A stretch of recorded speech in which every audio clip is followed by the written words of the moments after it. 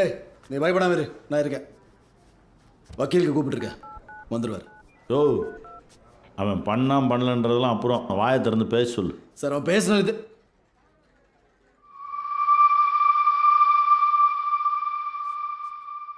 டேய் நீ எதுவும் பண்ணல. அண்ணே, தேட்டருக்காரனை நான் தானே கொன்னேன். காலையில் ஆரிய நம்ம கையில் கத்தி எடுத்து வந்தப்போ அவனை காப்பாற்றி சைக்கிளில் கூட்டிகிட்டு போகிறப்ப தேட்டருக்காரன் குறுக்க வந்து வழி மறுத்து சின்ன பிள்ளை பார்க்காம கத்தி எடுத்து குட்ட வந்தானே. வேணாம்னே நான் காலை பிடிச்சி கெஞ்சி பார்த்தேன். நான் காலை பிடிச்சி தெரியாமல் அவனை வாரி விட்டு கீழே வந்து வேணுக்கிட்டு நான் தான் அவனை தள்ளி விட்டேன். என்ன தப்பாக பிடிச்சிட்டு அடி நடிச்சேன். என்ன வேண்டாலும் பண்ணிங்கடா, பச்சை பிள்ளை எதுவும் பண்ணிங்கடா விட்டுருக்கடா, நீங்கள் எவ்வளவோ உருண்டு பண்ணி சொல்லி பார்த்துட்டேன். கடைசி வரைக்கும் நான் சொல்கிறேன், அவன் காதலே வாங்காமல் கத்தி எடுத்து குத்த வந்தானே. நீ எங்கள் குடும்பத்துக்குள்ளே வந்ததுக்கு அப்புறம் தானே எங்கள் குடும்பமே நாசமாக போச்சுங்க. அவன் தலைமுடியை பிடிச்சி தரதான் இழுத்துட்டு வந்து தலையை ஒரு சுற்றி மரத்தில் ஓங்கி முட்டி கையில் எடுத்து கழுத்தை போட்டு இருக்கு கொண்டே விட்டேன்.